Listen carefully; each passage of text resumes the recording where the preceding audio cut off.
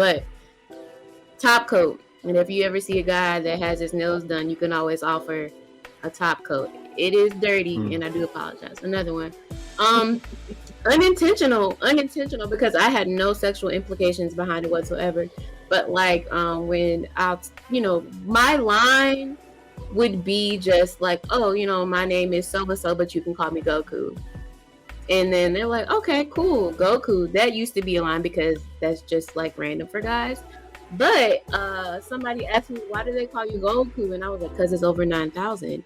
And then I was like, he was like, oh. And I was like, wait a minute. I wasn't trying to talk about my coochie. But I'm just saying, like, there's a lot of levels to this. You're telling a guy that he can call you Goku. So if y'all end up smashing or whatnot, then he's like, Goku. That's nasty. Yeah. But one, it's an animated character. Two, he's probably not of that orientation. And three, that's not who you are. I mean, I am not that Goku, but I am not that Goku, but I am Goku. We see it gives me like a little bit of a dominant vibe because Goku is like on another level. So you're kind of like introducing yourself as if on another level. That's what it implies, Yeah. And then there was another one. What else? Honestly, sometimes you just have to see me in action because. Oh, I've seen it. Goku's an entire like a whole pimp. Yeah. Fully through and through. And honestly, the best pickup line is tell a nigga that they're handsome because niggas don't get compliments. So. Well, yeah, that's true. But then also, what I've also learned in my experience is that the transfer of power is like effortless if someone is willing to give it up. You know what I mean? So, I was taught when I was 22, I was taught to not go after women. Just like when you're at a club, just have a good time with your boys, and you might make some eye contact with a lady, and you just keep dancing, keep drinking, having a good time, and then eventually a woman may dance her way into your orbit, and that's when she's giving you the power to say something, but she's got it in her mind that she gave you the power. That means that she's had the power the entire time because she made the choice to get close to you. So if you're willing to at least say something respectful and be like, what's going on or whatever, and then just sort of like lock eyes, and then give and take when it comes to that power transfer, then the conversation afterward will be effortless. So it's a matter of paying attention and not so much being the aggressor. And if a woman wants you to be the aggressor from the very jump, then you have to maintain a certain level of that the entire time that you're interacting with her, and that might be exhausting for you. So it depends on who you are as a person. I would agree with that. I agree solid advice wholeheartedly because I am that dancer. I suck at pickup lines. I cannot do it. Opening the door for me, I get so like I'm an extroverted person. I don't have a problem speaking or holding a conversation with people. But opening that door when I'm feeling somebody, it's so hard for me. I get so like bound up. Once the door's open, I'm in there. So I will dance my way into some orbit and hope that you open the goddamn door. And I'm more of the awestruck pick. Like, I am probably the closest to an anime girl when I'm into somebody. I'll be like, and Jig saw it. I just freeze up and I'll be like, I noticed at BellerCon last year.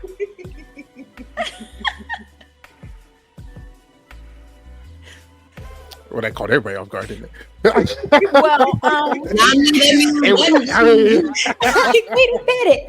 wait a minute. That means you were being watched. Huh? What you say? That means you was being watched, Ray. Yeah. I mean, listen, you gotta be careful around your surroundings because you never know who's gonna lie on you. So you just gotta be careful. Who's the ops? Yeah, see, I thought, being brand spanking new, I'd walk up in there, don't nobody care or nothing, because ain't nobody see my face. I'm new to the whole space. I'm new to even being a personality. So if anything, I have to walk up, hi, how are you?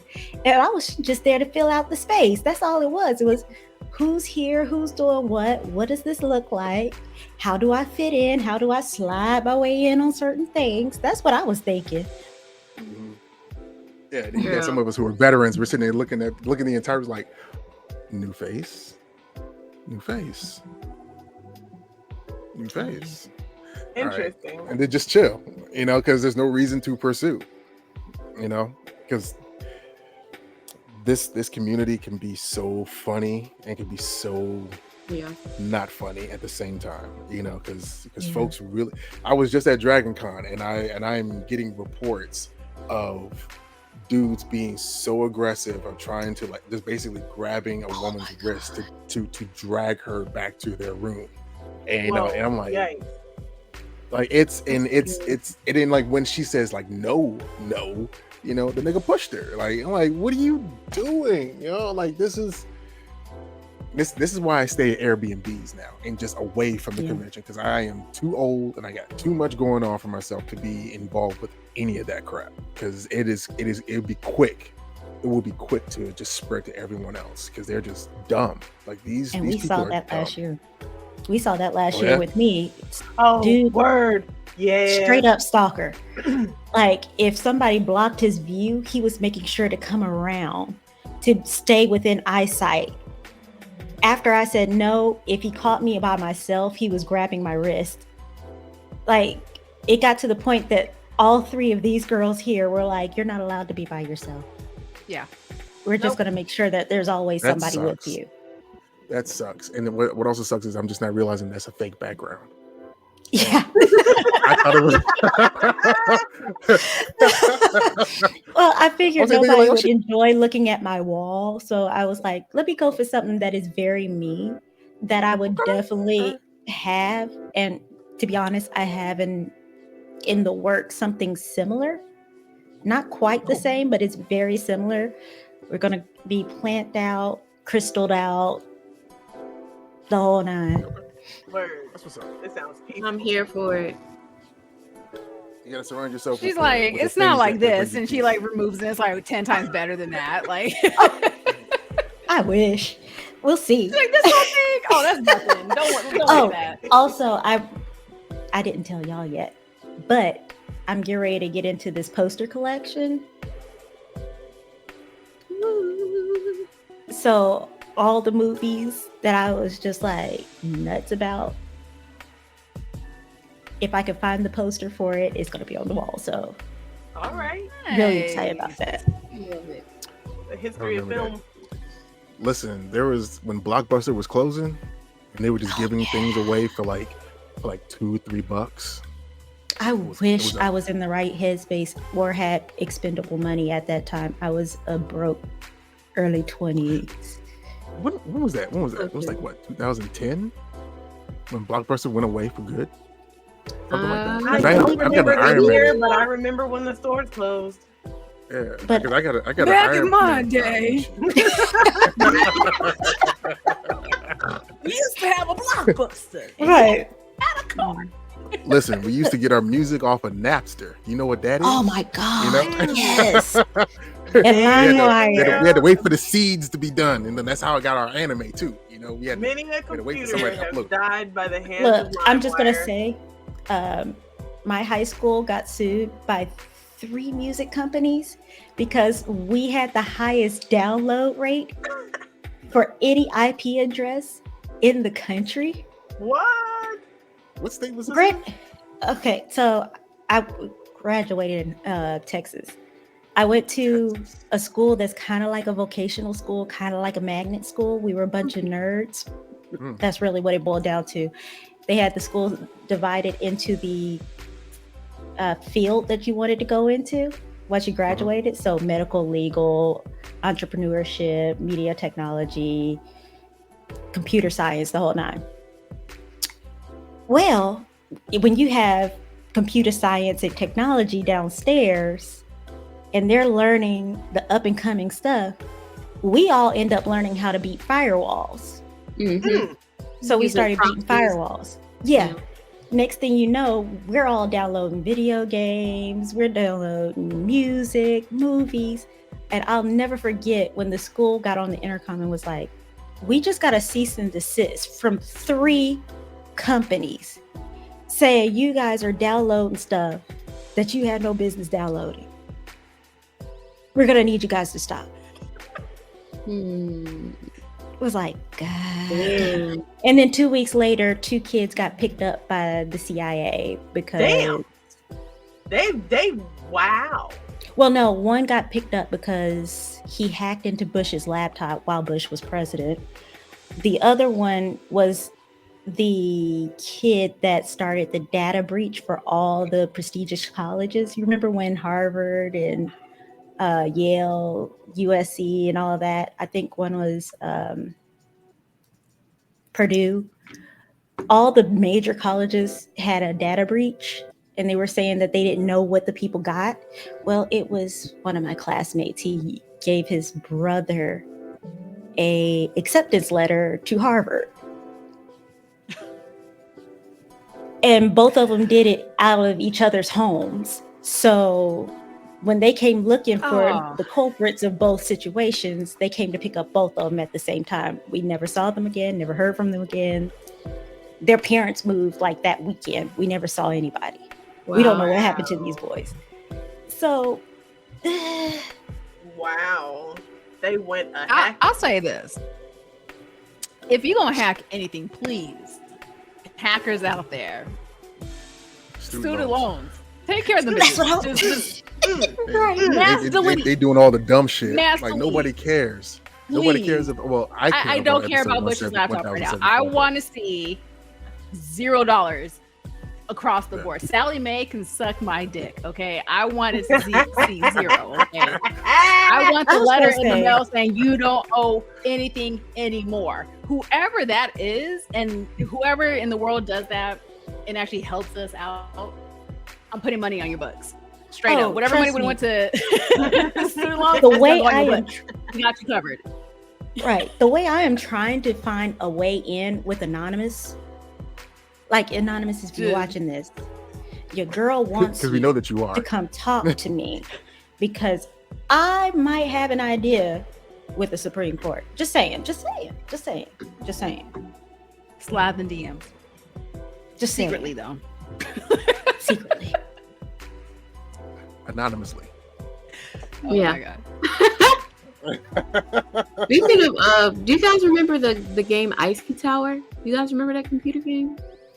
Was that vaguely? Icy Tower. It had like the guy, and he would like slide up the tower with like the different levels. No, was that big for y'all? Vaguely. Yeah, that's what I was like. Speaking I of old, vaguely remember. Yeah. Speaking of old stuff from back in the day, did anybody play Neopets? Because I did. Yeah. And guess what? Yeah. It's back. Yeah, it's I saw. Now. It's back? Yep. It's they back. brought back all of them. Gigapet, Digipet. Yeah. I played those. I've the Gigapet and the Tamagotchi. Yes, that's what I'm thinking. Tamagotchi. Yeah. I had a Gigapet. It was a puppy. I had the Aquapets, the little Aquapets in the containers that look like little dicks. I had an Aquapet. No. Did y'all ever try sea monkeys? No. No. I was too scared. Yes. It's just brine shrimp. Twice. I tried twice. I killed the first batch. Aren't they just they're just brine krill? shrimp. They're just brine shrimp. Yeah, that's what I was thinking. Why did I say krill? I knew it was some sea animal.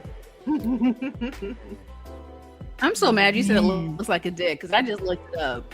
It does look like what is it called again? Google it. Because I sometimes it look like a good ass dick. Let me find it. Yeah. Just in case you guys It definitely gives a certain shape.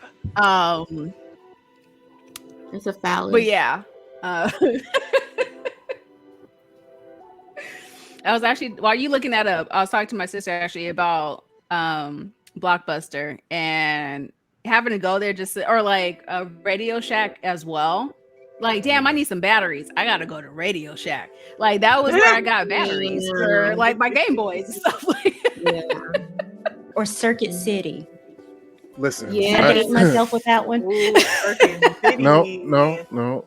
I'm just saying, as far as this whole like cosplay thing, I wish Radio Shack still existed now that I'm in cosplay, because it's a hell of a thing to try to figure the right sleeves when you're trying to protect the wires, when you're trying to make a fog machine to go, to work in your mask and all this other shit. Like, it's like, damn, if Radio Shack was still around, this would be a lot easier. And we really got to get into that, because this one I have got started. I started sewing before the pandemic. So I was like, the other one doesn't look like a phallic. It looks more Holy like crap. Yeah, I didn't have one teardrop shaped ones. I didn't have one of those. I've never seen this. I had those. That's what I had. Oh my god. I'm out here playing with this. I'm concerned. I am very concerned. Why are they showing this to children? Approve that shape. And you know, kids put that in their mouth. Kids put everything in their mouth. They probably just wanted to see how much they could fit in their mouth, just because kids put things in their mouth. That is wrong. There's a SpongeBob one. Oh no. Yeah, there was a SpongeBob one. There was a Dora one. There was like boots. There's like different ones, but I was obsessed. Not because they're shaped like dicks, but because I was lonely. I was lonely. Yeah. No. Okay, back on to the cosplay. Sorry, yeah. Yeah, cosplay. If anybody wants to cosplay that toy, please send me a picture. Oh, I have to see that. Oh, wait, never mind. I'm gonna shut up because I got an idea just off the top of my head. Like, I saw a whole now I can't even think of my words. Basically, I saw a whole mock-up of it in costume form, and I'm like, is that possible? An Aqua Pet cosplay would be cute. Without the phallus shape, but an Aqua Pet. No. You gotta do the phallus shape. See, what you do is you get some plastic, the little, like the shower plastic where you can see through it. You double line that hoe, because you're gonna have to put like a bunch of water and oil up in it. Oh yeah, I see what you're going with. And it sounds like a lava lamp. You get the wire. It's gonna kind of look like that though. You get the little wiring, and you wire that into a loop, and then double loops on the side, and then fabric it. Kind of like those hoop skirts that a lot of people wear when they're doing the maybe like period looks. Maybe like, since it's a giant like double face, cut like a hole here. That's what I was or thinking. Maybe like to the waist, because it's going to be hot if you put yourself I was thinking more shower liner. I was thinking more of, the costume, the alien costume that everybody was buying at one point that had the little fan in the it. legs. Yeah, it looked like it alien was had a fan in it. Yeah, I'm thinking something along the lines of that.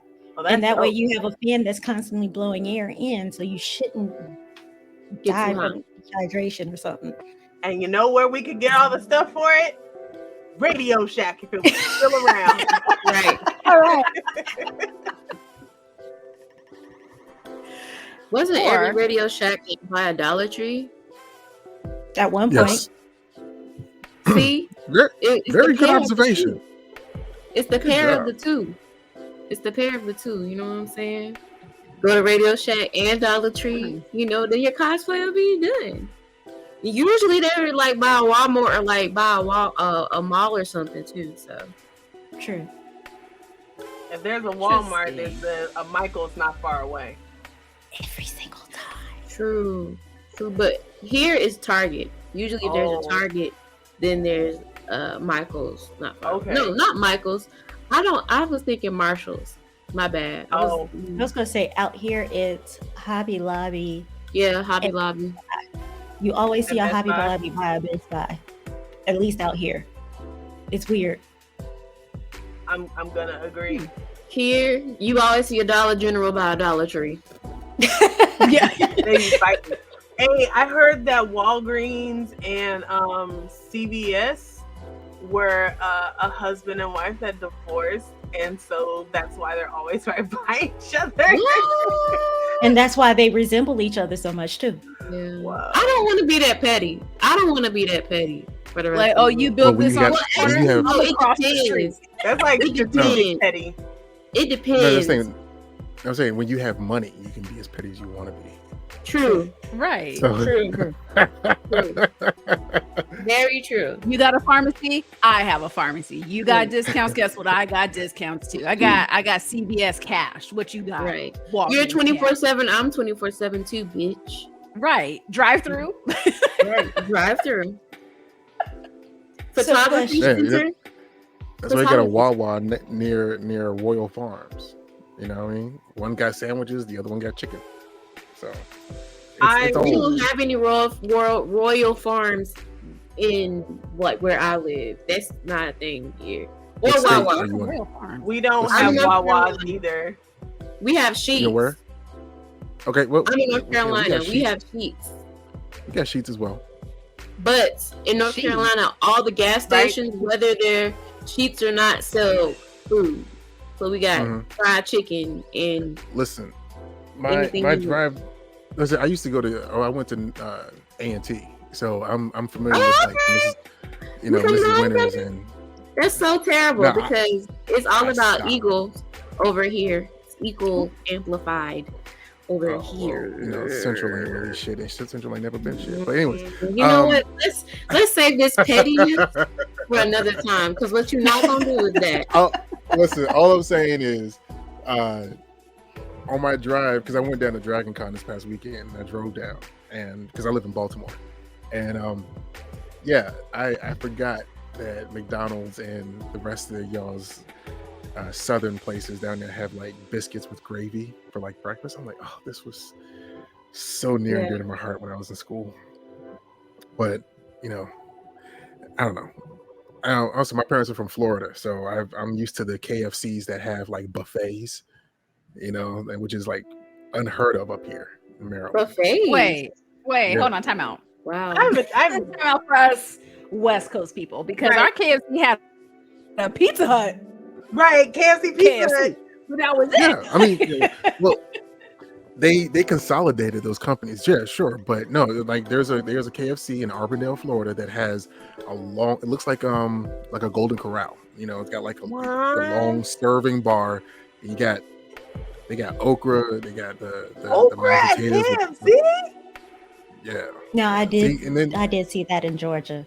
What? Yeah, and like my grandmother was a lunch lady down in Florida as well, and they used to, instead of, I don't know about y'all, but like my schools up here, they used to have frozen food. They didn't used to like make the food, but down in Florida, at least back then, I don't know if they do it now, but back then they used to get up in the morning, be down in the kitchen 4 or 5 o'clock in the morning cooking for the kids to come in high school and start eating. That's why they're so damn big down there. But sounds about right. So I have a question. For everybody, actually, and you guys can all draw a straw and see who goes first. If you were to cosplay your favorite fast food restaurant, who would you cosplay? Take a moment. Favorite fast food. I hate fast food, but if I had to pick, it'd be Chick-fil-A, but it would be gay Chick-fil-A. I like it. I do a gay Chick-fil-A. Would it be like the cow outfit, but like with a nice little flag on it or something, or like just full rainbowed out? It would be the cow outfit, but the udders would be rainbow udders. Okay, this won't be a cute cosplay. It's gonna be goofy and weird. Okay, we're not going for aesthetically pleasing. We're not going the titties booty route. We're not doing that. We're doing, face covered with the cow head. I want a realistic cow head with the septum piercing, because all gay people have a septum piercing. A realistic cow head with a septum piercing. Okay. And then I want hooves, and the hooves will have like the rainbow wristlets. Right, and then what is happening here? Then on the booty, instead, it's how they have a sign that says "Eat more chicken," and it'll say "Eat ass on Sundays" on the back. and then then it'll just I love it. I love it so much. Hold on, I just pictured every single the whole community just go, what? That they know, like, what? Do we all looking at each other like, oh shit, we do? Usually in the community, if you have a septum piercing, that's like they say that's a bisexual signifier. And also a little backpack. A little backpack? Yeah, something from like Loungefly. Let me put my backpacks away. I was getting ready to say, let me go put all my backpacks. I don't have a little backpack because I don't like little backpacks. But for me, usually when ladies do fanny packs, fanny packs. Yeah, fanny packs. See, or where I'm from, if women have fanny packs, they're pulling out straps. Yeah, that sounds about right. Looking like Dwayne Johnson back in the 80s. I will say where I am now, it's out of your cowboy boots. Cowboy boots? Oh, in Texas, if you see somebody reaching in their boots, run. Are those even comfortable? Boots for a gun or for a... They will carry their guns in their boots. Weapons are in the boots. Is it literally? I thought you were gonna say. I thought you were talking about a dildo. They were pulling out like a dildo or something out their boots. Yeah. I was like, what? I'm not gonna lie. Now that's if that happened right there, I like that. Actually, you know, somebody have the backpack, the night bag. You got the spare night boots. You got it in the boot. Like, come on. If somebody did that, I'm gonna be like, you know what? Just off of the strength of what you did, we have to be friends now. Because I need to know where your head is. Like Saints Row. That's where their head was at. Saints Row. That's exactly where their head was at. They don't play Saints Row 14 or some shit. And like, I can carry a strap in my boot. So just in case someone bend over, I'm gonna get that ass. You know what I mean? Like that's that. That's when you gotta be like, there's a snake in my boot, and then pull it out. I was thinking that, but I was like, Me too. I was thinking that would have been too on the nose, but good job. So what about you? What would be your cosplay fast food restaurant? I don't know. First thing came to mind was Five Guys, and I'm like, I don't know how I can do that unless I was doing like, some sort of clone jutsu. I don't know, but I don't know. You know what I pictured? Just a portrait. You in the middle, two on the side, two above. But you guys are all carrying peanuts. But then I would need to have a woman sitting on a couch in front of me. Fries. Yes, you'll be holding your peanuts. Yeah, you'll hold your peanut. Just Five Guys, and you're just like, take them nuts. I was thinking like the marionette, how they have like the long stick marionettes. I was thinking but y'all's were, some I like y'all's. That's what I was be Five Guys in sync. Do it, yeah. Please do it. Bye. Like, I need you to do it. Like, okay. Sorry, real random. Five Guys, if you hear this, we'll see. Sponsor the outfit. How things go next.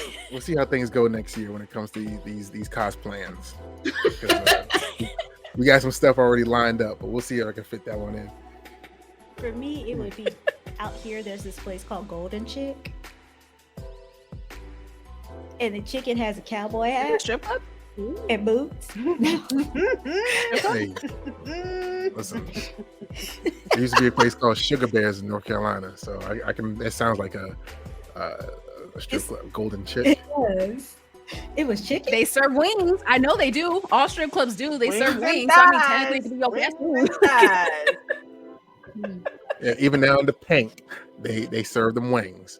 So they do have wings. Yo, that show was more crunk than it needed to be. That one song, that Mississippi song was more.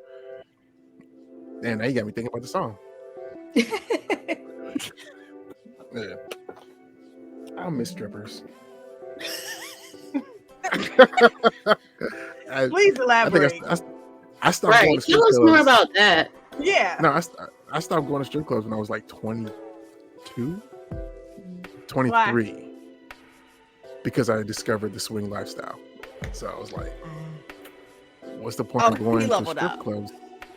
Yeah, you know, like I'm spending $500-$600, you know, at a strip club, but then I go to a swing party and it's like, just fill out that vetting application and get that location and go. Right. Listen, I see when I did that, like my whole vetting process into the whole community was like a 4-hour conversation with one of the hosts, well, someone who was throwing a party. And she like gave me the entire rundown as to how things, you know, go and how respectful you need to be. And also, but this was back in 2009, 2008. And definitely not old enough to go to any of that kind of stuff. Yeah, it was like going into like Caligula's like bedroom, you know, because in my first experience, like, yo, this is real.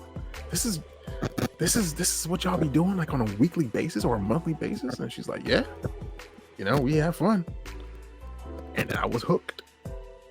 Like, fuck a strip club. I'm gonna fuck. Well, you know what? That sounds like an upgrade because you can touch. Right. 2, that sounds like a little bit of personal history, and I would like to get into more of your personal history and everybody else's as well. But let's reel it back because we actually never said who we are, what we doing today. I dropped my email. Right. Like, we just went on. So like, let the people know that's listening what's going on. Air flight control. Okay. They don't even know who we are. They just listen to us talk about Chick-fil-A cheeks and septums and aquapets, swingers now. So, yeah. I mean, I'm hooked. If I was listening, I'm like, oh shit, tell me more. But okay, so with that being said, Hellspawned, you know, who are you and how, like tell it, you know, you're from Baltimore. You unfortunately went to North Carolina A&T. Tell us more. Should we introduce all of us? Because we haven't done that either. Yeah, we haven't introduced ourselves. I just wanted to throw that in there. But well, welcome everybody to another episode of Girls Can't Geek. I am Jiggly Senpai, and I have my lovely co-hostesses. Is there a non-binary way to say host? I'm fine with co-hosts. Yeah, just co-hosts. They're here. We here. Hey. Hey, y'all. Hey. This is Sunshine and Georgia Ray. I said that real country, didn't I? Real. Yeah. I like that. I liked it. I liked it. Yeah. One of the 5, as many of you know, still new, still learning, still trying to get it going. Glad to be here and glad to see all my normal faces plus new face. Oh, go ahead. Hi, you guys. My name's Goku's god cousin. It's over 9,000. I'm living life, tired. I have on another wig this episode. I'm gonna just start doing wig episodes. Wigs without rum today, though. Yeah. But yeah. I'm here. Yes. Also, if you didn't see the wig that she wore last time, please go back and just watch that. The whole episode was the most perfect episode I think we've ever done to date. Like, it's a riot. Not saying this one ain't gonna be great, but that last one, y'all, go check it out. Go check it out. But also, it's your girl SD Trinity, the leader of the Squirtle Squads. Welcome to Girls Can't Geek. There we go. We did it. We did it. And we have a special guest. He's above me. Yeah, go ahead. You go, Ray. No, we'll let our guest introduce himself. Go ahead, take it away. My name is Demetrius Holt, also known as Hellspawned Cosplay. I am the guy that if you were to Google Black He-Man, that's who you would see. I have a 4-year-old little boy, and I'm involved with a lot of stuff that's aiming to help build and excel Black-owned comic book conventions, as well as the Black culture within a how do I say this in the most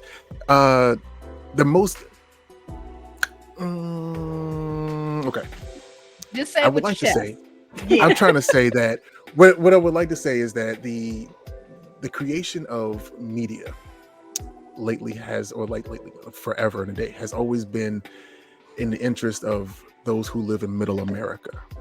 You know what I mean? We've always capitulated to white people, and in our stories and who we are and what we're about, we always had to code switch. And I'm a part of an organization or a TV entity that no longer is going to abide by that kind of stigma. So Blerdstation is made completely by Blerds, and only for Blerds. So the stories that we got coming out will always be about us in our fullest capacity without being diminished whatsoever. So that's what I'm about. That's what I'm doing right now, and fielding a lot of messages from people asking about it. Can you expand on exactly like what Blerdstation is? Okay, so Blerdstation is a streaming service that will rival Netflix, Hulu, Disney Plus, all of them, because not only do we have actual millions of dollars to work with, but we have quality content that's coming because of that money. And the reason why we have this type of apparatus is because the guy at the head of everything is a former Hasbro executive, and he's pulled in a team of people that consists of a current Netflix executive.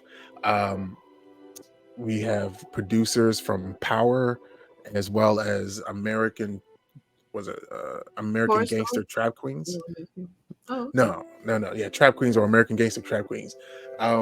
We've got other comic book artists that are involved with us. Dominic Jimenez from Namiware. You know, I don't know if you're familiar with him. Yeah, he's a part of it. We're going to be making his anime or his manga 10 pins into an anime. Wow. So between that and then also Brian Lambert from Wingless Comics or Wingless Entertainment, he's creating something that is amazingly dope. Like I've got the animatics to show you. Like I could just send it to one of you and you'd be like, oh shit, and then send it to the rest of them. But that might be something I might do right now. But y'all got to keep that close to y'all fast. Y'all can't share that with anybody else. And like, you know, Blerdstation is really a place for freedom. You know, we are, in order to make Blerdstation work, we need subscribers, just like Netflix or any other ones, right? But how we get them? How do we get them? That was going to be my next question: is where can people tap in and follow all of this? Because it sounds wonderful, and now I want to see some shit. Yep. Right. So the thing is, we have. I went ahead and I was on talent acquisition for like the last 6 months. You know, I got involved with these folks back in March, and from that point on, they were like, "Listen, do you know people that have high followings?" We're talking about like in the millions type deal. And because we all know that the transfer rate of trying to turn a follower into a subscriber is pretty low. So you need to get as high a subscriber, higher follower counts to have a better chance of doing that. I was like, well, I can work on that. I know some folks. So I was able to pull in King and Queen Lion from TikTok. Then there's Jarrell Patton and his daughter Dakota, who is the world's youngest makeup artist. Jarrell apparently has been writing books within a zombie universe, and Dakota has been doing the makeup for these projects, and they look amazing. Like they look legitimately amazing, like something that you see on The Walking Dead.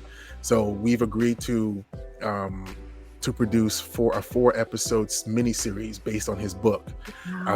So in order for him to start bringing his followers over as subscribers. Okay. Now the thing is, as you become a subscriber, you pay $10.99 a month, right? But I don't know if you're familiar with other companies that do this whole equity share thing where you get stock options. They want you to put in hundreds of dollars straight out, so they can get that money and do whatever they want to do with it, right? That's bullshit. Nobody has an extra $500 just laying around to jump in something that they don't even know is going to take off, right? So we've thought about that, and we're like, well, what if they pay $10.99 for 36 months? You know what I mean? That's 2 cups of coffee. That's a Funko Pop. If folks want to invest in that sort of deal, they'll make it work, right? Oh, yeah, sure. So what do you get for that $10.99, right? Let's just say your favorite content creator pulls you in and you go and you sign up with their name attached to your your submission. They get a specific amount of money from your subscription, and then you get everything else that we're making on that platform, not just that content creator's content. So if we're making anime, and if we're making movies, if we're making TV shows, which we are doing, you get all of that as well. You'll get live stream access to blurred bashes or blurred parties that we're going to be throwing. You're also, there's a thing called the fan episode, where if you are interested in becoming a part of the industry, we will have an extra budget in order to bring in fans to participate in the creation of that episode in the space that they would want to be in. So if you want to be a camera person, if you want to be a writer, if you want to be a director, if you want to be a producer, you would do all the things in that job field to make sure that episode comes to fruition. That's something that these studios just don't do. They don't bring their fans in. They don't Sony doesn't care if you are a part of the process. They just want you to consume their content. We would like to foster folks to be better professionals within these spaces. So yes, we're going to have anime. That means we need voice actors. If you are a member of Blerdstation, you are, aside from the professional pool, you are a part of the pool that we get our talent from. We had to look within the community first, because y'all the ones that supported us in the first place. You know what I mean? The show that I'm producing in order to help Blurred and Powerful, which Blurred and Powerful is made to boast of the notoriety of Black-owned comic book conventions, is that I'm going to have anywhere between $5,000 to $10,000 to give to a comic book creator that's trying to get their first book out, their first issue out, and then we're going to promote and sell that book at a Black-owned comic book convention. So that means that more foot traffic will be at that convention itself, therefore gaining more ticket sales, more notoriety, and then that comic book creator is going to get their book, published and out of the gates, and then they're going to be on their own from there, basically giving them the head start. So I appreciate the intentionality behind this, and I'm really glad to see it, to be able to participate in watching it grow and watching it, what I'm saying, get legs and expand and take off. I think it's really cool to actually, bring in people who are fans of the space, fans of the material, in order to contribute, because there's a difference between, somebody working on a project who's just working on a project and somebody who's invested in it. And fans are often invested in the things that they consume. Yep. That's why they're consuming it. Yep. There we go. And I also enjoy the idea, and this is just coming from the activist side of me. The girls know I'm huge on Black activism. And to see us creating our own spaces that are for us, by us, the FUBU method, is great. Because how many of us see other content creators, especially on TikTok, where we're not getting that shine or that push that we actually deserve for going viral, but we're not seeing anything come of it. And we scream and cry and yell till we're blue in the face, but they do absolutely nothing for us. Every now and then they might throw us a bone just to get us to shut up and stop making a ruckus for it. I've been screaming for a while. It's time for us to have our own. I just never knew how to do it. So it's good to see that somebody else is out there doing that, doing the legwork, making it happen. Yeah. Well, the idea of radicalizing our people and making sure that they understand that we are here. You know what? Fuck it. Yeah. So you got people like Black Sands that say the most stupid shit that want to, you know, they wanna like appeal to the most basic, you know, id of someone's personality in order to get them riled up. But they don't have any content to really produce. They've been out here for how many years? They've had opportunities to raise how much money, and then what have they gotten? What have they given you? Not a fucking thing, right? Right? But he still gets your money because Black people want to see ourselves in mainstream media. They want to see ourselves represented in a way that is more than just thugs or hoodlums or, you know, drug dealers or whatever. So, you know, and then the thing is, I make a point when you have people who are like that. He is a grifter. You know, then you have, and I'm not talking shit about them, but you got Godhood Comics. Godhood Comics, they're asking people for $500 to jump in on their round of investments for them to get how many books out? 1 or 2? You know, we're sitting here saying like, we don't have generational wealth. You know, we're trying to make sure that, like, why are you trying to take from people that don't have much and not give them anything? Yeah. Right. You know what I mean? Like, go ahead. Just to interject, there are so many artists and authors that deserve that exposure. And Nana Design, she has a webtoons.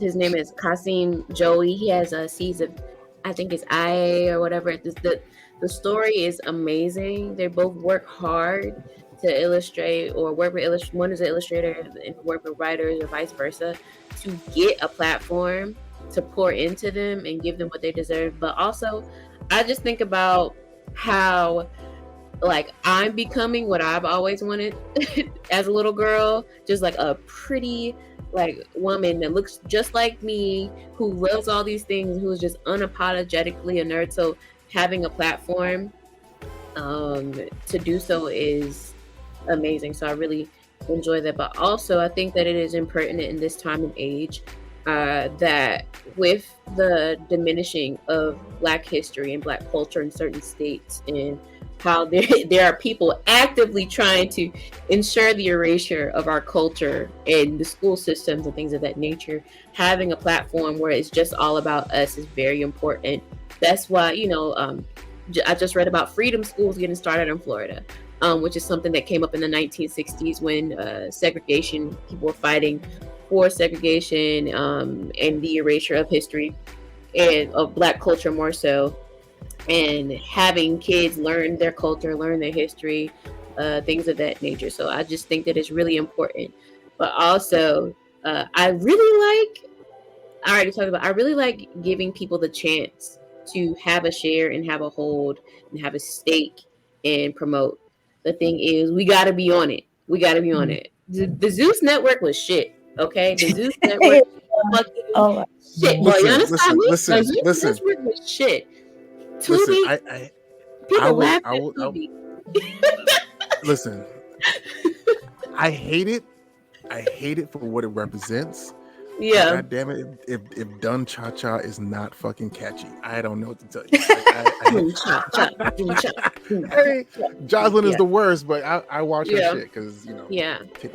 But yeah, no, I hear what you're saying. Yes, it is all.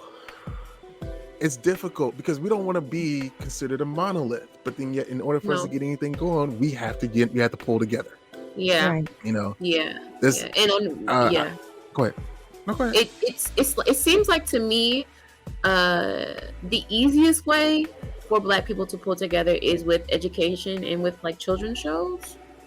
but it's like this is something different, and I'm happy that you guys are trying. And I'm willing to support. I'm willing to try, maybe audition for 100%. 100%. But it's just like we have to start our own things again, because we're in a culture, we're in a society where they bite, but they don't want to give credit, like Ray said earlier. I'll explain that, but the rest of, like, Trinity's been on it. She's checking her Instagram. The rest of y'all aren't. No, I saw, but y'all. In my defense, I am back in college trying to get my business degree. No. Check your Instagram. No. Check like, just take a moment. Y'all just take a moment. I'll check your Instagram. And because because I'll say this. Go ahead. No, go ahead. Oh, in order to piggyback off of what Goku was saying, I've been talking about the New York Times article that has detailed how Hollywood will pass up on $10 billion a year because they don't want to invest in Black-led projects. You know what I mean? Like, you're leaving that much money on the table because of racism, because you don't understand where we're coming from, because it's too hard for middle America, the people who look like you, to accept that there are people like us out here. But that would be in an image that you didn't paint us to be in. Like, we'll take that money. You know what I'm saying? And that money comes in the form of, now people aren't really going to the movie theaters anymore. It's everyone set up their home entertainment systems. A lot of people putting money into streamers because they know that the shows or the movies are going to come to the streamer eventually. So fuck it, might as well just keep that money there. And millennials are the number one demographic that will buy or subscribe to apps or to streamers. So with the baby boomers on their way out, the blockbuster generation, you feel me? That's something we're willing to do. It's nostalgic. Whoa. I need you to take a little bit of that bass out your voice. Don't.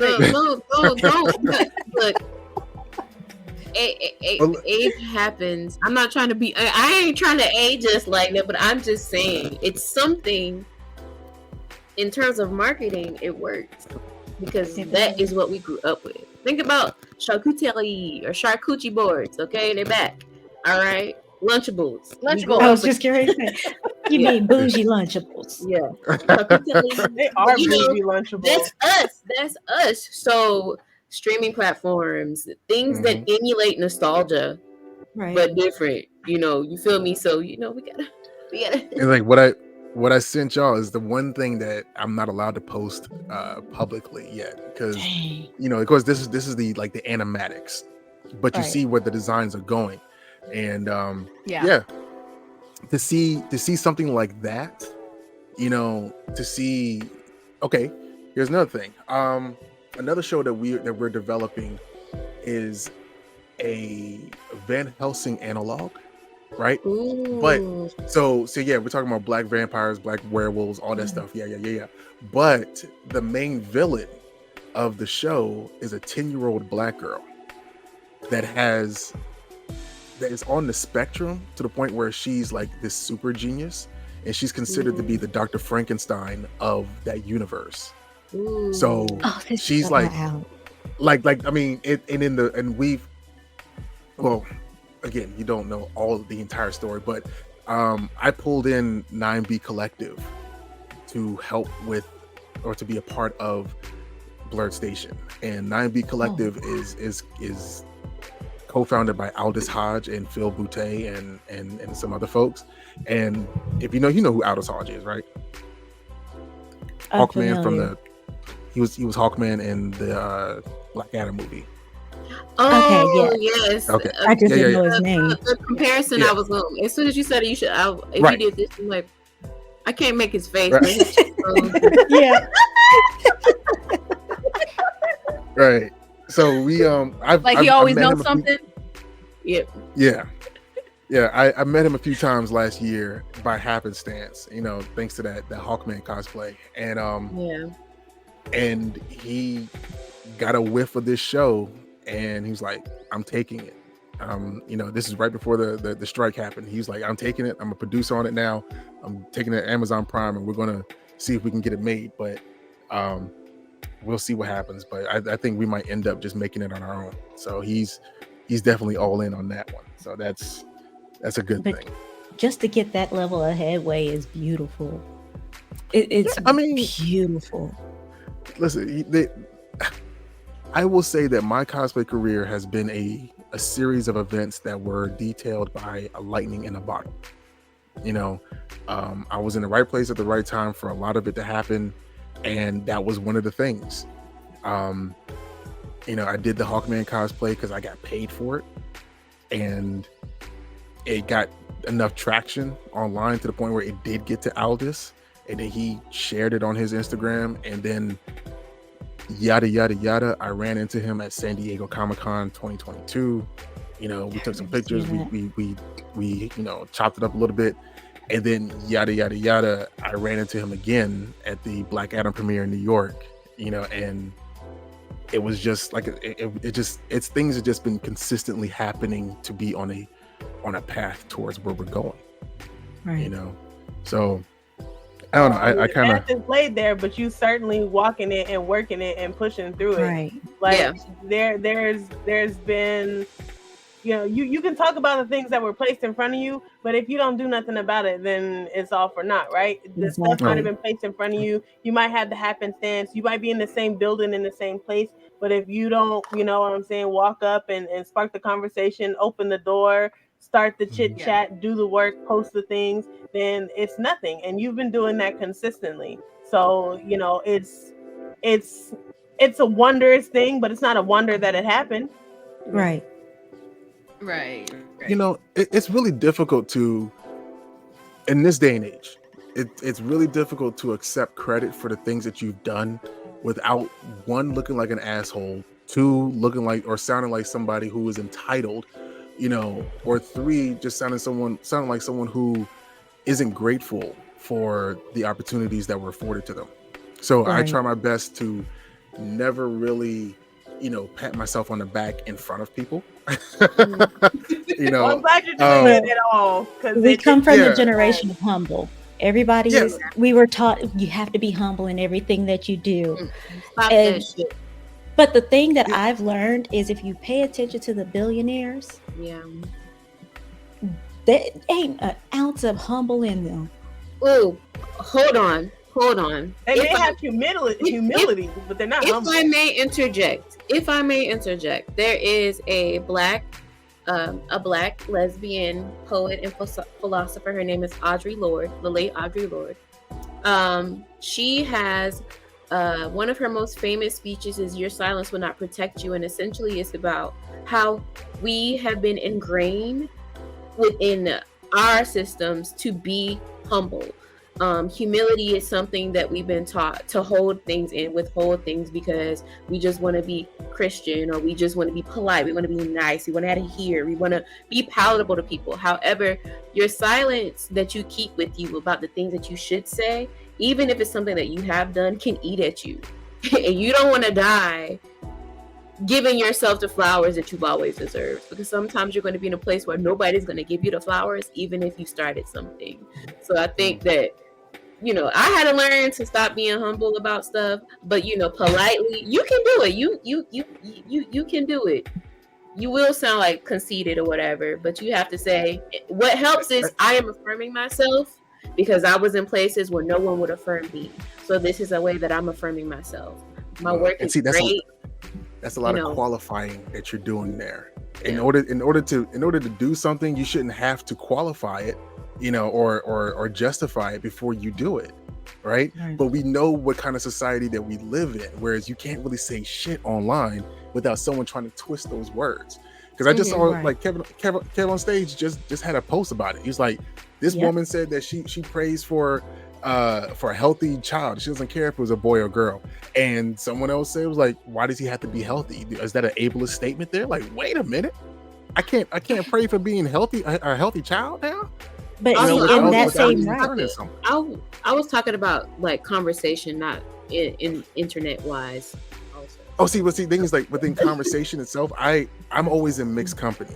My friends, my close circle, my counsel Yeah, I pop shit with them all the time, but I make sure to leave that there and always have a certain type of demeanor or public face, because I learned my lesson, within this cosplay community, that you can't say, like, you might be able to say something when you have 20 followers, but as soon as you have 200,000 followers, you can't say the same thing.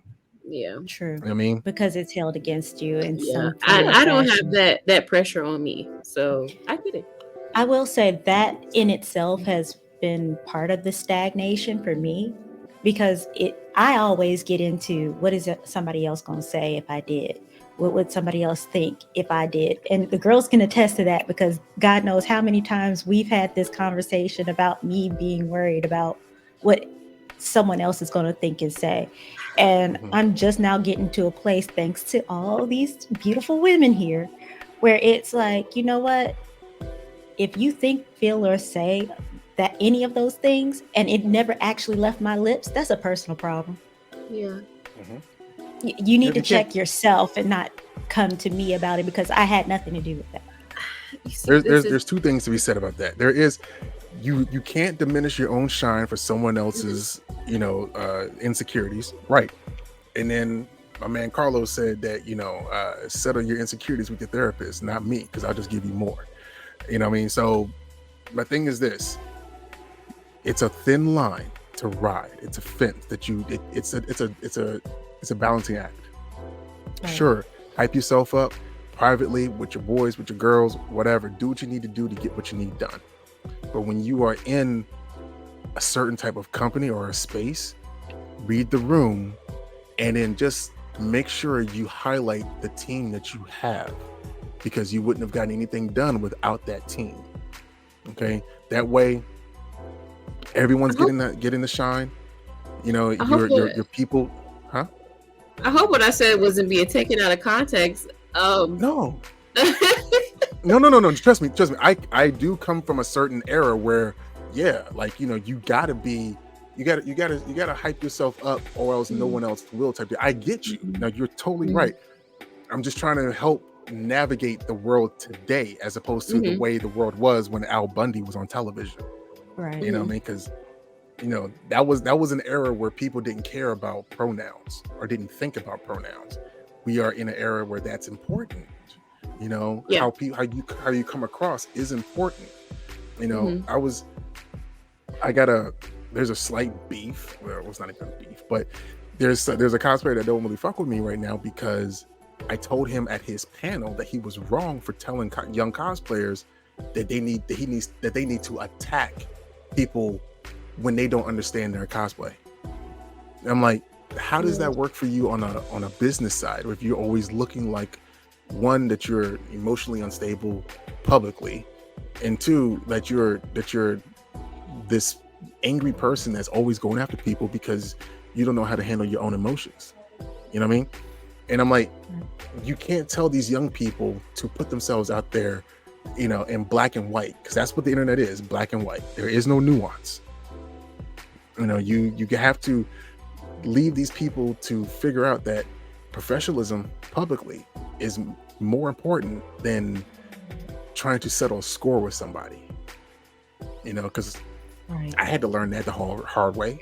Now I don't even make posts about people. I just send emails. And I would say this is a good segue into what I was actually thinking about, just briefly touching base. You're basically teaching a new generation with your little man. Oh. How do you go about that? Because I have to say, that is some of the best content I think you create. I sit here and can watch the two of you all day long, because it's the cutest thing ever. And I am in a space where I have two nieces, and one of them is almost exactly like me, to the point that I can foresee her getting into the cosplay realm one day, because she's already getting into sewing because she saw me doing it. Yeah. And I'm like, taking notes from some of the things that I've seen you do in your posts. I'm like, how do I flip that with my niece? So how are you gauging that realm? I give. There are a lot of photos of my son and I around the house, but he's been taking photos with me since he was 4 months old in cosplay, and some things he's done naturally because I've never taught him how to do it, but I just pay attention to him. I don't have him as much as I would like to have him for now. So when I do have him, how like you say that you spend 100% of your time, no matter how little time you actually have with your kids with them. He and I talk all the time. We talk about the X-Men. We talk about talk about Dragon Ball. I mean, I show him things, and I show him, like, I have him in this room with me sometimes when I'm doing interviews, and so he sees the imagery, like it's ingrained in his mind. So at this point, now that he's 4, and he has like a sense of self, I've always wanted him to be an individual, not just a carbon copy of me. So I'll put up a mirror, for him to see himself in the cosplay, and then I'll let him know that he is strong, or that he is proud, and his chest will naturally rise up and his shoulders will go back when he's in this cosplay, and he'll do a quick move in there, or like as long as he sees himself without me in the mirror, he can find the character on his own. He can find who he is on his own. So I'm just a really big advocate on him being his own person, but having me there to support whatever he chooses. So I can lay out a Wolverine cosplay, or some claws, or anything else, and he'll just figure it out on his own, and he'll be like, "Daddy, look," and he'll say, "I have the power." I'm like, "Where did you learn that?" Because I don't have anything here that I've shown you for you to do that. So, and then it's just paying attention to what he's into, and just leaning into it. I don't know. That's beautiful. I'm still figuring it out. I have a question, if you don't mind me asking. How exactly would you give advice to someone in a circumstance where they're new and they're growing and they're following and their content? How would you give them advice to be blurred and powerful in a space where they've never been seen before, but they don't exactly know how to affirm themselves or deliver the key points? We're talking about like in a speaking engagement, or we're talking about at a convention? It could be okay. Let's do that. It could be speaking. It's like they had a cosplay. It went totally viral. All these corporate companies want them, but they're new. They are not used to it, and they're on a panel. And they're on a panel with no one that looks like them, but also they are like the main reason why the panel was put together. Say they're like the baseline. What advice would you give to someone in that situation? Like, what advice would you give to someone to like kind of be professional, but affirming, but powerful in their nerdy? Okay. So when it comes to something like that, if you are not used to being in that space, you do more listening than you do speaking, because you never want to portray your lack of experience by talking too much. Okay. When you are in those kinds of spaces, the best thing that you can do is talk about the one thing that nobody else can talk about. It's the same thing with writing a story that nobody else can write, and it's your own story. You listen to the questions, you let your panel carry the weight that you may not be able to carry because you don't have the experience yet. But as soon as something clicks within you and you resonate with it, and that is something that help like build your story, then you speak on it. You let folks know that this was the challenge that you had, but then yet you're able to articulate it in a way for them to feel like, damn, like that's something I went through too. To endear the crowd to you by being as transparent yet as reserved as possible is a skill that you learn on the fly. especially if you're an introvert, but if you're an extrovert, you just got to learn how to pull yourself back some so that you're not giving too much. So you have more to say later on. Okay. So just interesting. Go ahead. I think there's a part of me that feels that I have to agree to disagree. Go for it. It's just, I don't know. I've been in a lot of corporate settings and things of that nature, but it's just like observing with that. I do agree with observing is very, very, very, very key. Being observant and listening and going with the flow of the conversation. But the being transparent, I don't necessarily like that verbiage. Like I don't necessarily like that, because if it's about, I don't know, it doesn't settle with me well. Let me tell you a story. That happened just a few weeks ago. I have a clarifying question. Mm-hmm. So when it comes to being transparent, what exactly do you mean that you don't like being transparent about, or you have an issue with the word trans? Like where is this applied at?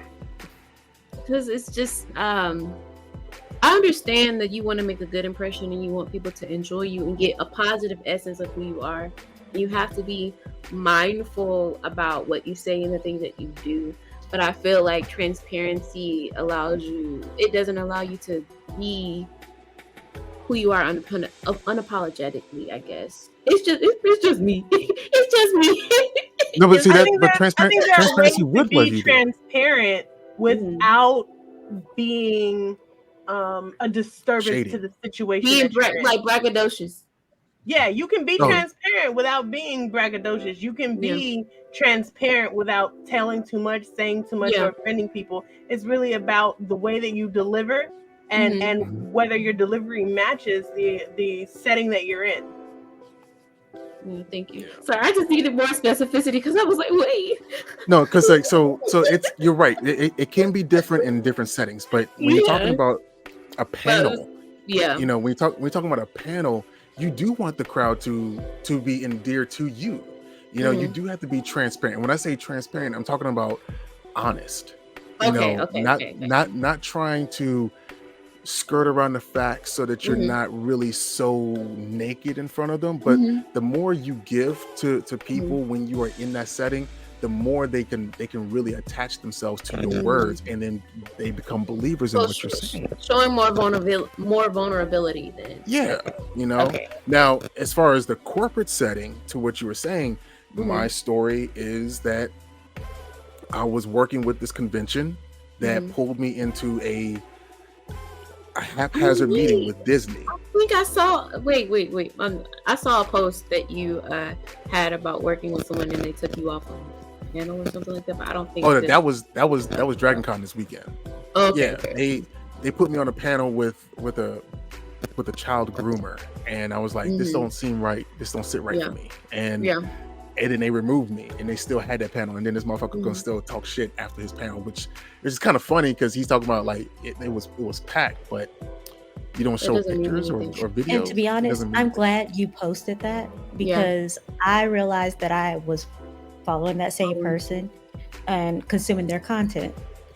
The first thought that I had was that ain't right, and that I needed to. Because I'm that person. I hear something, my first thought is research. What's this about? Did you find it? I found it, and then it just so happened that right after I saw your post, he was talking about it on TikTok. I'm sure. And I was like, what the fuck? What's funny is that when I posted that photo, that video, one of the women that he was dealing with just last year, who he stole like thousands of dollars from or whatever, because apparently he goes after white women that are neurodivergent.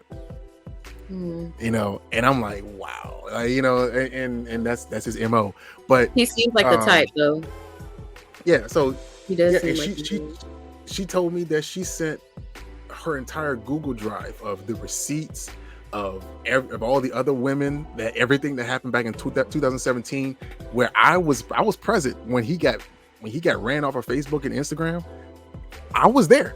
The reason why he blocked me immediately is because I was making jokes about the shit. You know what I mean? And I was nobody, but apparently those jokes got back to him. But yeah, like she sent me, like she showed me the entire Google Drive that she showed to King Queen Lion, and that's when he went in on this dude and about his yeah. So that's fine. People like that won't get too far, and they'll only stay where they're at. He can say that he's successful. He's been on one TV show. You know what I mean? Like, and that's all that he's claim to fame. But what else are you doing now? You're now known as a child predator. So, right. What are you gonna do with that? But no, the story I was gonna tell you is that I was working with another convention that pulled me into a haphazard meeting with Disney, and they did not prepare me for this meeting. And they told me that it was, they basically let me know. I was like, yeah, we're just gonna talk about this convention and how we can, make sure that the monies that they're sponsoring is going to go and allocate it in the right way. And I was like, all right, cool. So this is a team meeting. So I started talking to the Disney guy as if this was a team meeting, meaning that I was like thinking, well, since this convention does not have a robust cosplay element, we need to build it up. So let's do XYZ. You're from Disney. What are we promoting? Oh, we're promoting Ahsoka. Oh shit. Okay. So that means I'm gonna need y'all to bring some lightsabers, from Disney proper, so that these cosplayers can have something to have an incentive for. He was like, all right, cool, that's dope. And the meeting ended, it was all positive, and apparently the owner of the convention did not get a response back from him within her time. So she started panicking and thought that I said too much in the meeting by saying that the cosplay element was not as robust as it could have been, and we're building it up. And so she started trying to lay the foundation to blame me for losing the Disney sponsorship when there was no official notification that Disney did not want to work with this convention. So I was like, all right, I'm gonna leave that alone. And then I get a phone call from a friend of mine who talked to her and was like, yo, I need to hear what you got to say, because I know when a white woman's lying to me. So I was like, oh, what is happening? And he told me what she said. I'm like, yo, that's not true. That's not true at all. I didn't know it was a sponsorship interview. I was told that it was a team meeting. So I wasn't being too transparent. I was being transparent enough so that this person who's applying a good amount of money to a convention isn't hoodwinked when they go out there and see nobody's out there, or that we have to put in an extra little bit of work. Like, that's how you get help. You're transparent with your teammates so that you can get the job done. That's what I meant by that.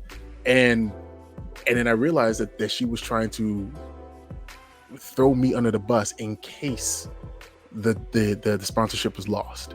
And even though I had been working with this convention for several years and trying to help them for as long as I can, I was like, you know what? We're not going to deal with feelings. I'm not going to hold no grudges, but I know who you are. I don't like what you did, and I'm just going to send you an invoice, and I'll help you out from there. But other than that, I have no more contact with those folks, because you're just not going to throw me under the bus in my reputation by telling people that I fuck something like that up. Because I live and die. The only thing I got out here is my name, and my reputation. Yeah. And you out here telling folks that I did that. Come on. And that just goes to show that she really didn't have the business acumen to turn that around in the first place. Because had she would have been like, you got a good point, and that's something we've been looking into, and I'm working on a team to turn that around, XYZ, and we'll be talking to you about that a little further. That would have saved her tail. A leader does not throw those that they lead under the bus. Under the bus, And they take that brunt and you roll. Right. But wait. Disney got back to her within a week and said they're good to go. So her panicking was never even warranted. But because she had a certain expectation for this person to respond to them, how you have an expectation for Disney to respond to you on your fucking time? Not a company like Disney. Disney, my nigga. I mean, they talk to you when they feel like it. I'm like, good luck. I'm not gonna. I'm not. Y'all are not paying me enough to be stressed over some bullshit because y'all want me to put together a cosplay element within 31 days, and then fly out there and host the bitch. That's not a lot of time at all. It's not, and then they want to have a contest, and you don't have professionals out there. You don't have a cosplay element. You don't have professionals out there to judge these costumes, and we all know from BlerdCon's experience, from DreamCon's experience, that if you have a cosplay contest that is not properly judged, you're going to come out on the negative side of things when it comes to this internet commentary. So why not just do something simple like a cosplay showcase? You have your fandoms. You give an hour. You get 15 minutes or so for each fandom to get up on stage, take some photos. Everybody feels a little special, and then get your ass off the stage and move on to the next fandom. Right. But at the same time, she had you throwing out solutions. You were throwing out solutions, but you were also letting her know where she was weak. At that point, once the meeting was over, why didn't she just pull you to the side and say, hey man, how you think I'm gonna be able to pull that off? Do you know some people that I might be able to get in contact with to make this work? Those are the things that you do when you have a business mind. You don't just get into your feelings about something not being right. I mean, I'm not gonna say that when you're dealing with your own baby, you're not gonna do that. But at the same time, now that I know what my weak points are, why am I not trying to fix that? Yeah. Right. That always gets under my skin. So it got a little hot and heavy, okay? I will say a lot of things happened, and I'm happy I don't say I'm happy you went through those situations, but I'm happy you understood what was happening. You knew where you stood. You did what you needed to do. And you were still rocking it out like you're supposed to be rocking it out, okay? But I'm gonna do a little 180 real quick because I did have like a random question a couple of minutes ago. Just like you said, when you type in Black He-Man, you pop up. What is that like? What is that like for you on Google? Like, that's all you're picture. That's you. Like, do you ever Google yourself and be like, yo, I'm Black He-Man. There I am right there. Like, you know what I mean? Like, your flowers technically are on Google right here. Not saying like we can't verbally tell you that, but see, that's what I'm saying right there. Look, you got that. So I want to know from your standpoint, how does that make you feel? It's all surreal. You know what I mean? Because at this point, it's not just it's not just He-Man. It's the action figure for He-Man. I got two of them sitting over there. Now Spawn, like my favorite character is Spawn, and I got a chance to play him in King Vader's movie, like, and then meet Todd McFarlane this year. Like, I mean, I've already met Michael Jai White, so I just need one more, and I have the trifecta in I can't think of his name now. It's Silverthroat. But anyways, so I don't know. Like, I'm thankful. It's someone who's collected action figures and seen comic book imagery, and to be actually a part of it all. Like, this is like Dark Horse Comics right here. And the first book that he sold was debuted in was a DC Comics book. So I'm in the canon. It's ridiculous. I don't know. It's cool. Like, my son would be like, oh, okay, that's cool. There's some donuts. Let's go get some donuts. I'm like, okay. If the kids don't care. They never do. Well, the way I see it is, who's Superman? Is it Henry Cavill? Cavill? Yeah, him. He's, whatever, the fine man. His nephew was like telling his classmates, like, no, my uncle is Superman, blah blah, and like, we don't believe you. So he's like, uncle, come to my school and prove them wrong. I feel like your son, maybe, when he gets into school and stuff like that, be like, that's my dad, Black He-Man. Look at it, show and tell. Look at these. You see these are action figures of my father. What do y'all got? Your daddy driving a bus or something, like, you know what I mean? Like, that's kind of a good step up. And no shade to a bus driver. We need y'all too. No. But you know what I mean? Like, I feel like seeing yourself on Google, which everybody uses almost daily, and just be like, yeah, Black He-Man. Well, look at that. Every picture is it's me. kind of, I mean, to be honest with you, it's great, but then it's kind of, and I'm not trying to be elitist here, it's kind of diminished because my image has been used for other things as well. So, you know, there is a cover of Batman, Tim Fox Batman, that has my face as him. And then there's a couple of new Muppets or new Sesame Street characters that are me and my son. And that's dope. Yeah, so let's see. That's really dope. I was into the Sesame Streets and the Muppets when I was a kid. Right. Like, that was some of my favorite stuff and some of my fondest memories. I remember when I said Jim Henson's name to someone, they didn't know who he was. Nope, can't see that. But if you drop the link in the chat, I can share it on the screen. You can post it. Oh, wait, or send it to you. Can I send it to you through, let's see, you said something. Yeah. You can send it and she can post it. Sure. Okay. Which one? Put it in the chat right here. Yeah, I want to see the. I want to see the phone. Sesame Street. I want to see the Sesame Street. Send it on Instagram. I want to see the Sesame Street. I still like Sesame Street. Hey man, ain't nothing wrong with it.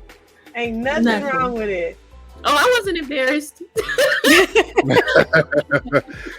I wasn't embarrassed. I wasn't embarrassed. I was just. I think that's really cool.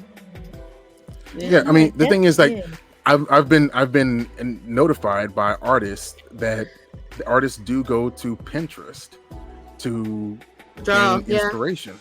Yeah, they do. Yeah, you know, and if you just type in Black Warrior or something like that, my face comes up as He-Man because I kind of like saturated the market with it, and yeah.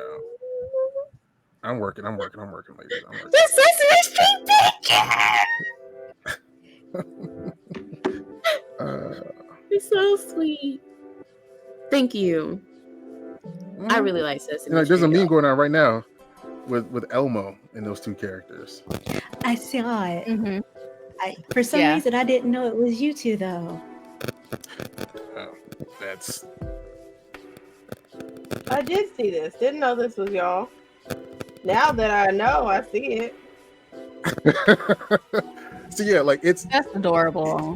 It's the industry that we're in. You know, now that now that my face is so public, whether it's like the Men's Health article or now, you know, King Vader's thing, or my name is out there, my face is out there. I'm everything. I'm just a broke celebrity, and that's fine. It's cool because, you know, people ask me if I get upset that my image is being used for their purposes. I'm like, well, we've always talked about having more representation of Black men or Black women that were positive roles. So how can I be mad that I'm Batman? You know what I mean? How can I be mad that I'm a part of a long-standing television show that taught me, you know, the alphabet, like Sesame Street. Like, why would I be upset with that? You know, because it's giving the representation that we've always wanted. So if I was upset with that, then that means that I would be here for the wrong reasons, you know, like the monetary things as opposed to what's genuinely right. So, you know, I might not be getting paid, you know, to have this existence, but, you know, my son can pick up an action figure of me, you know, and now he can pick up a Spawn figure and he'll say that that's daddy. Oh, you know, wow. like, That's beautiful. and that's just as readily available as any white He-Man. But it's a legacy. Yeah, you know, and then he'll always be. He doesn't have to grow up the way that we did, where we're seeking more representation than just Kwame from, you know, Captain Planet, or, you know what I mean, or Walter Jones from Power Rangers. You know, he's got a myriad, and he's got his father to be a part of that. So that makes me happy. It makes me satisfied. That makes me feel like I could quit cosplay today. You know, Well, don't. I won't. Don't. Yeah, No. don't. Please Don't. Don't do that. A whole lot of Please mission left. Yeah. Still got a whole lot of side missions. Yeah. Oh no, there's don't do that. some Don't do that. between my boy Julius and I. But I'll say this. We got some things.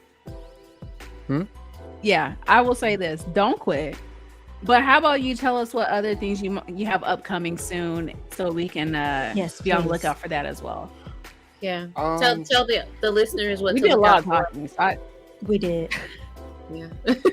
Okay. I enjoyed it, but we are doing a certain version of Power Rangers. Myself, my boy Julius, who is essentially the Blue Beetle, and our guy Rolo, who is a proficient Power Rangers cosplayer. We're doing a version of the red, green, and white Rangers that no one else has done yet, and I'm organizing a photo shoot on some like waterfalls for us to do that. So that's going to be dope. Hopefully before Can I make a request? Okay. Can you guys gonna be under the water? Can we get the little TLC waterfalls bounce out of y'all? Just one. Yeah. All right. Yeah, we need one guys in this one time outfit. One time, please. Yeah. So what we're doing is like the Sengoku samurai versions of the Power Rangers. So like there's been drawings there's been artwork that's come out recently, and a few people are trying to race to get it done, but it's the three of us, and the three of us are who we are. So we're going to do it in a way that no one else can. So yeah, the idea of having the waterfalls or being in the mountains somewhere and while doing this, and like being like if you play like Ghost of Tsushima, it's going to be some shit like that. You know what I mean? So that's where we're aiming. After we're done here, you drop the pin of where the waterfall is. I'll run to Party City, get a Pink Ranger outfit real quick, okay? And I'll meet y'all there. I'll be in the background, but I'll be there, right? Like, I got y'all. You gonna be in the background? I have a samurai sword. I'll bring my own prop. Yeah, I've been coming up with some different ideas as well as the other two about how we can make this uniquely us. And since we're like in this it's the three of us, like, and the only reason we got together is from real petty shit, because somebody said that they're the Power Rangers of New York. You're like, nigga, you ain't shit. Like, all right, cool, all right. Cosplay's for everyone, but you ain't doing it right. So we're gonna so we're doing what we're doing just because people talk too much, they talk too much. Okay. Well, I'm about to talk as I am. What's his name? Samurai Jack. I'll be there in the background. That would work. That would work. Actually, I'll be what's his name? Aku. Just be real salty, just on top of the waterfall, looking down at y'all, just like with the fang and everything, just real salty. That would be in the background. That would be kind of dope. To have us have to look at Aku like that. That's an idea. That's an idea. My cheeks are hurting. Let me know when to show up. Got you. I want to do the other things that we're looking at doing some Judge Dredd type stuff. We talked about doing a cyberpunk Naruto. That'll be fire. But we wouldn't be like the kids. We'd be the Jonins, like Kakashi and Mike Guy. Like we're playing with that idea. We were gonna do the Yautja or the Predators. We were gonna do a couple of them, but we started to do the Power Ranger thing. So, and personally, if I'm able to get in shape before Earth Day, I want to do Captain Planet. You go. Hey, Captain Planet, he's a hero. Listen, it's hard with a kid. Gonna help him. It's hard. Thunder. It's hard to cut weight when you have a kid that likes chicken nuggets and like you're just Make him try jackfruit nuggets. Maybe he'll like those. No, they're dinosaurs. They're dinosaur chicken nuggets, and then like he likes to help me cook. So I mean, like jackfruit, like the fruit, like the meat substitute. Oh, yeah, that's a good one. They have them, and they got them shaped like dinosaurs. I think I might be lying, but they do have jackfruit ones. I'm gonna look for them. Jackfruit chicken nuggets. Probably look like dinosaurs after the asteroid hit. So yeah, go ahead and do like some dinosaurs. Yeah, that's what you can say. That's what you can say. Yeah. I would love to see that though. That sound, as a kid who her first superhero was Captain Planet. And out here like trying to use my ring pop. As my ring. Yeah. And things that was always hard. I had nothing else to do. My sister always relegated me to the color yellow, so she was like, "I'm always pink." You might want to pull back a little bit, Gina. I mean, right? Gina, what's this, Martin? Right. She said the yellow. I thought it was a yellow joke. What? I thought we were doing that. It's okay. It's fine. My bad. And on that note, we are going to wrap it up. To be honest, this has been great. Really, it has. And I think we definitely need to try to reschedule you again so we can get some more, especially after you've launched Blurred and Powerful. Blurred and Powerful is already out there.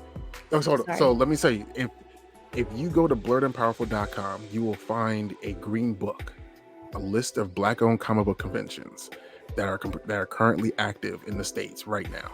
So, try to plan around them. Like, take a look and please try to support them by talking about them. All right. Like Stacey Abrams taught us how to do this word of mouth, grassroots thing. I'm trying to get folks to talk about Black-owned comic book conventions. And the more we do that, the better we support them, because people don't know that they exist. Well, don't say it too loudly, but there may be one that you might have to add to the list in the next year. What's that? We'll talk off stream, because there's something in the works for next year. Okay, I'm all for it. I had to shut someone down today because they're like, no, their trademark has been dead twice. I can't promote them. No. Like I said, we'll talk. But so we got Black and Powerful. We got a undercover thing happening next year. Do you have anything else going on for yourself, Ray, or upcoming that you're working on? Right now, it's just mainly trying to get myself out there. Time constraints are kind of getting in the way right now. So there should be more posts coming within the next couple weeks. I don't know if anybody saw, but TikTok, I started dipping my toe in that just a little bit. That's hopefully to continue, since that's something that I can do short, straight to the point. So keep an eye out for that. When there is some availability, I do plan on getting back to streaming, but that's right now is hit or miss. Don't look for that. Just keep an eye out on Instagram and TikTok. Also Threads, because I be on there. I say a little bit of something, maybe ran a little bit. But yeah, there will be some more social media movement.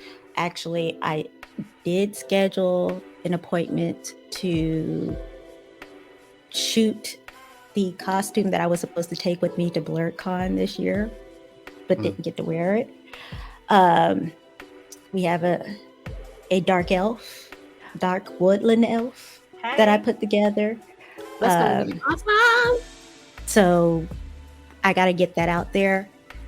Photo shoot to come, and that will be posted soon. Outside of that, you guys know where to find me. Girls Can Geek. Hey. Love it. Goku, do you have anything upcoming? Yes, I'm working on trying to post more videos in general, trying to get some cosplays done. Also, I am working on my art stuff. I am a mixed medium artist, and I'm working on getting some things posted and done. And that's all I'm gonna say because I'm not gonna speak on it until it's done. You feeling me? But what I will say is, Mr. Holt, it's really great having you up here. I'm definitely inspired to do a little bit more and try to get more representation out there. So thanks for that. Well, a little inspiring. I appreciate you for having me. Even though you're an Aggie. Aggie pride. Listen, there's a reason why I do the things that I do as naturally as I do. Is because it's a legacy thing. Like my grandmother was pushing and promoting Juneteenth events back in the 90s. Wow. And me being able to pull people together and get something done like the Juneteenth events that I do now, or even just the general like video projects like with the X-Men thing that I produced, or the documentary that I produced. It's an ability that I am thankful to have, and I'm glad that people see the value behind it. And it's just something that Central will never ever produce. So there you go. You think you sick? Okay. I can give as much as I can take, but it's okay. It's all right. I take my compliments back. Well, don't be like that. Well, Jig. Don't be like that. Well, while them two is beefing, Jiggly, you got anything coming up, going out? What we doing? I know you've been outside a lot lately, so I just want to know what you up to. I've been outside a lot lately. I have been networking. You guys know, my platform is very forward in some certain kinds of ways. It's a spicy. I'm working on diversifying my content, but also like I have a lot of other skills that are not put up front on my social media outlets, and so I'm working on figuring out how to like put them in the respective places while still utilizing all of my platforms, while still also being myself and drinking water.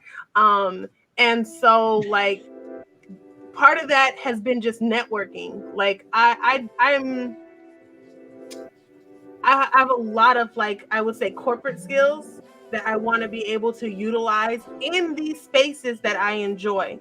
And so I don't talk about it a lot, but I work with some of our collective community's favorite people behind the scenes. And I'm looking to work even more behind the scenes and help to further the mission and the agenda. Because even though I myself do some spicy shit, I'm here for Black people winning, period, across the board in whatever we're doing. And so what I want to do is to work and help people, achieve the things that they want to achieve with the skills that I have.